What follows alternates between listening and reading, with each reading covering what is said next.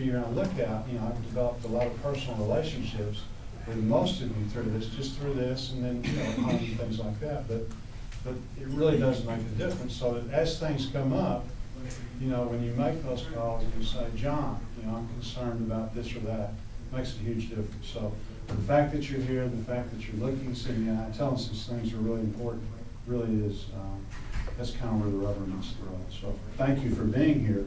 It makes my job easier. I'm up here, you know, we're all kind of, you know, trying to push things in the right direction. But it makes a big difference if you're there with us, you know, trying to push in the right direction. Okay. Thank you for being here with us. Good to see you.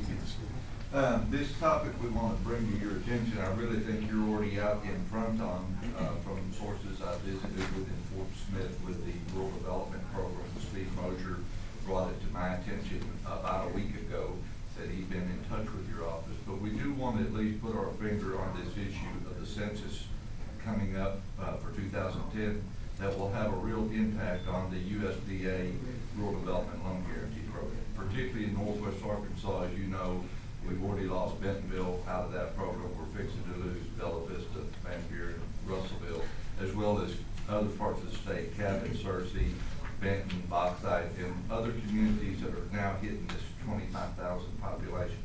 What we'd like to see is some consistency in the USDA program that identifies in business and industry, they'll say it's 50,000 population, yet in community facilities it's 20,000. Water improvement districts, 10,000 community. If USDA would look at, along with Congress, of establishing 50,000 as that benchmark for small rural communities, it would extend this program at least for another 10 years. That would have a real positive impact for Arkansas, particularly Northwest, as other parts of the state. And I think you're already out on front on that, so I'll just leave it at that and let you address that issue. No, very much so, and that's a real issue. That the USDA is so important, and we work really hard to have a good relationship with them. I went over 3 or 4 weeks ago to their office downtown, and nobody ever does that. You know, congressmen don't go, and they really don't like you to come because they think you're going to come and yell at them about something. And as we were leaving, you know, we had a great visit, and we were really there just for a couple of reasons, mainly just to kind of pat them on the back because they have been so active in Arkansas, and we've been able to get our share plus some. But there's a lot of, you know, as gas increases, energy costs and stuff, and just the way that America is shaking out, there's a lot of reorganization of our communities.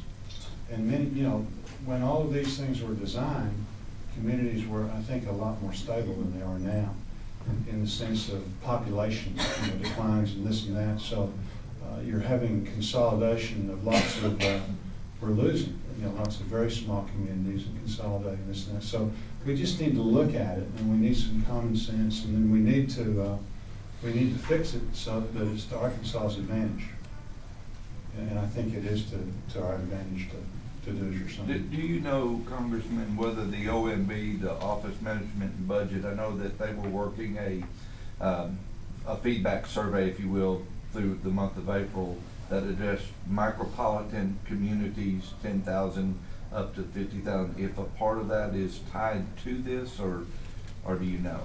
We're still looking into that. We talked last week about this issue. Yes. Yeah, we're having CRF look into that and see. The Congressional Research Service, we asked them to do to look into it and then do a paper for us. And I'm not sure that there's a tie or not, but I know that was a federal registry deal. So we need, as soon as we get that, then let's, you know, we can disseminate that. We can tell you what Congressional Research, which is a great tool you can imagine. If you've got the Library of Congress, you know, if you've got a question to answer it for you, that's a pretty good deal.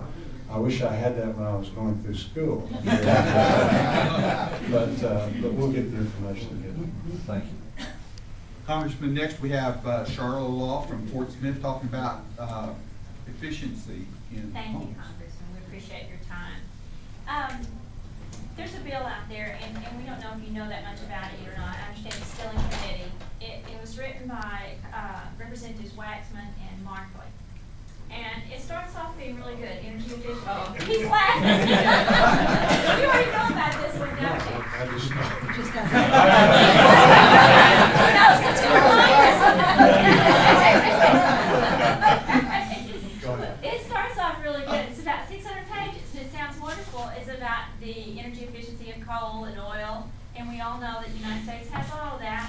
learn to use it differently and better.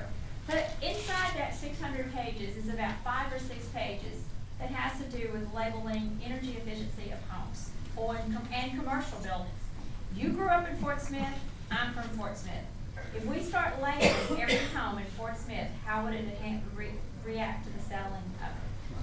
From 1 to 100, if the states ask for this money and agree to take it, they have to come up with energy inspectors. Each home has to be inspected and labeled with an Energy Star. Detriment to the value of our homes. We would like you to look at that, but what we would like is more energy efficiency given to us as homeowners, be it in tax credits, incentives, grants, interest-free loans, anything that would make our homes better. We all want energy efficiency, but we don't want our homes stigmatized. You understand? No, I agree.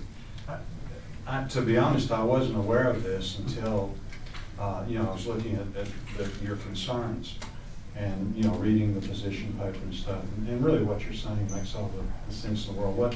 What I would like to see is give incentives to do those things rather than mandate them. Exactly. And when you start doing that, it just really turns into a mess, and you get so many unintended consequences.